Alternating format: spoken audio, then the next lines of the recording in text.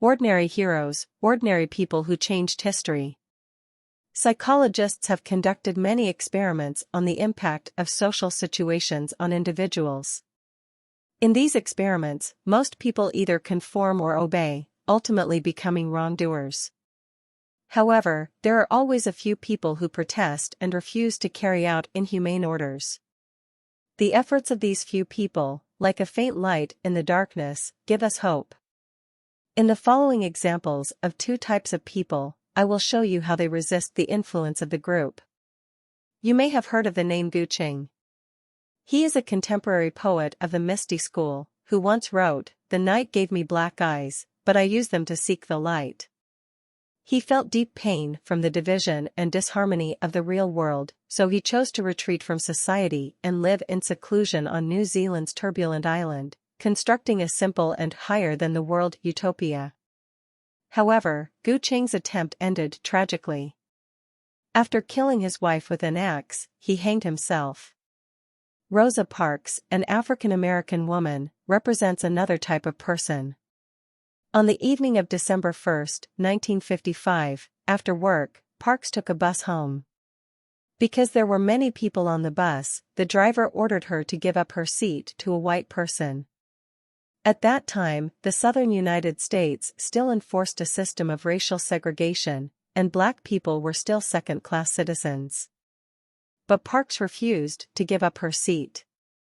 Even when the police tried to arrest her on charges of contempt of government orders, she still refused to give up her seat.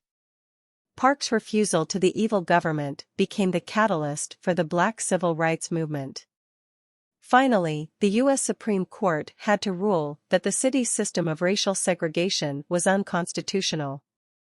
The system of racial segregation in the southern United States collapsed, and Parks was awarded the title of Mother of the Modern Civil Rights Movement by the U.S. Congress. Guqing represents a type of person who is dissatisfied with the constraints of society and the group, and has a cynical attitude. They pay a great psychological price, enduring the loneliness of day and night, to fight against the influence of society and the group. Parks represents a type of person who says, "Even if 1,000 people go against me, I will still go my own way."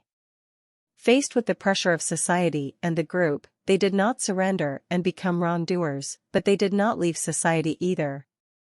They constantly question themselves, "Is this my right? Should I take action?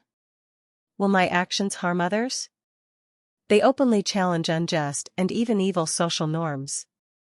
Their mantra is, "It's nothing, I just did what I should do." These people are the ordinary heroes in the words of Professor Zimbardo.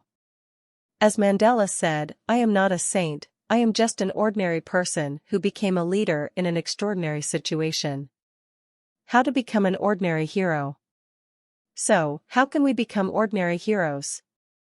How can we resist wrong social norms and group pressure, and even challenge and overthrow these norms? Based on the research of Professor Zimbardo and others, I have summarized the following 3 principles. You must remain vigilant about the impact of society and the group.